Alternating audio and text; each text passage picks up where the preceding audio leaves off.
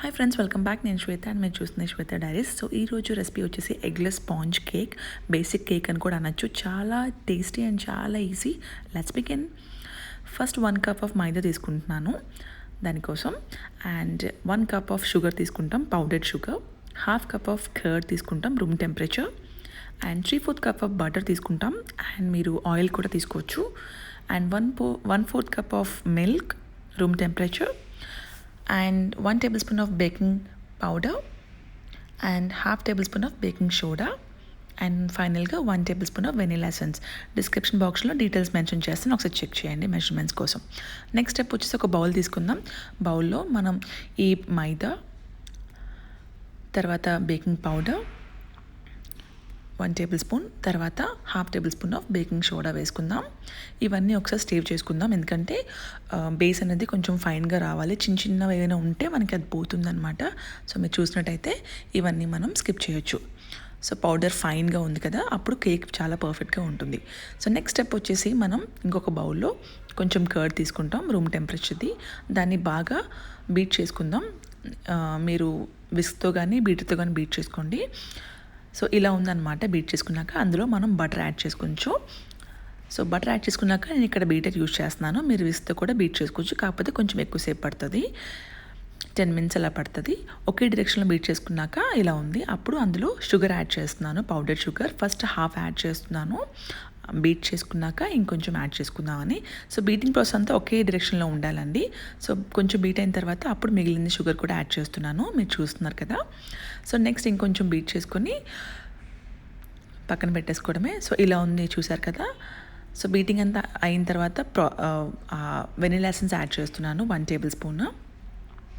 So consistency చూసారు కదా, అక్కడ ఇలా ఉండాలన్నమాట. సో అప్పుడే బేస్ అనేది పర్ఫెక్ట్గా అయిపోతుంది మనకి. సో నెక్స్ట్ స్టెప్ వచ్చేసి మనము రెడీ చేసి పెట్టుకున్న పౌడర్ని యాడ్ చేసుకుంటాం. సో ఫస్ట్ నేను మళ్ళీ ఇందాకలాగే 1/2 యాడ్ చేస్తాను. ఒకేసారి మొత్తం యాడ్ చేసుకుంటే ఇలా 1/2 యాడ్ చేస్తే బాగుంటుంది. సో 1/2 యాడ్ చేసుకున్నాక బీట్ చేసుకుంటున్నాను. సో బీట్ కొంచెం అయిన తర్వాత ఇంకొంచెం యాడ్ చేసుకోవచ్చు. సో ఒకే డైరెక్షన్లో బీట్ చేస్తున్నాను. సో మీరు విస్క్తో చేస్తే కొంచెం టైం పడుతుంది, కానీ పర్ఫెక్ట్గా వస్తుంది. అండ్ నెక్స్ట్ మిగిలిన బ్యాలెన్స్ కూడా యాడ్ చేస్తున్నాను. సో దీన్ని కూడా ఒకసారి మంచిగా బీట్ చేసుకుందాం. సో ఒక 2 minutesలో మనకి రెడీ అయిపోతుంది బీటర్తో అయితే.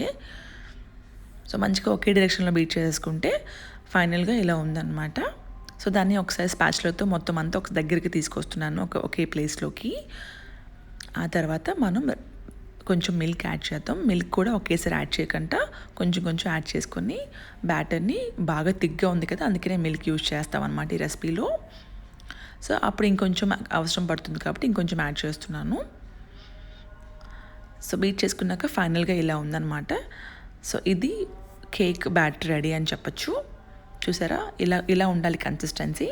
ఆ తర్వాత ఒక బేకింగ్ ట్రే తీసుకున్నాను నేను, దానికి బటర్ అప్లై చేస్తున్నాను. బటర్ అప్లై చేయడం వల్ల కింద నుంచి ఈజీగా వచ్చేస్తుంది అనమాట. బేక్ అయిన తర్వాత దాని మీద బటర్ పేపర్ పెడుతున్నాను. బటర్ పేపర్ లేకపోతే మీరు ఇంకేదైనా యూజ్ చేయొచ్చు, అంటే బటర్ అప్లై చేసి పౌడర్ వేయచ్చు, మైదా పౌడర్.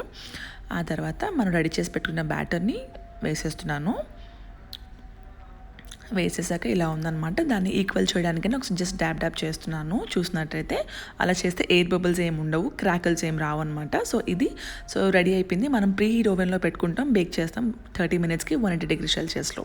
సో బేక్ అయిపోయిన తర్వాత ఇలా ఉందన్నమాట. కేక్ కేర్ఫుల్గా తీయండి. అండ్ చాలా యమ్మీగా ఉంది కదా, ఒకసారి టెస్ట్ చేద్దాము పర్ఫెక్ట్గా బేక్ అయిందా లేదా అని. సో పర్ఫెక్ట్గా అయిపోయింది. సో దీన్ని ఫస్ట్ మనం ఎడ్జెస్ కొంచెం లూజ్ చేసుకుందాం, సో అప్పుడు ఈజీగా వచ్చేస్తుంది. సో ఇప్పుడు దీనిపైన నేను ట్రే పైన రివర్స్ చేస్తున్నాను స్లోగా. ఎస్, పర్ఫెక్ట్గా వచ్చింది.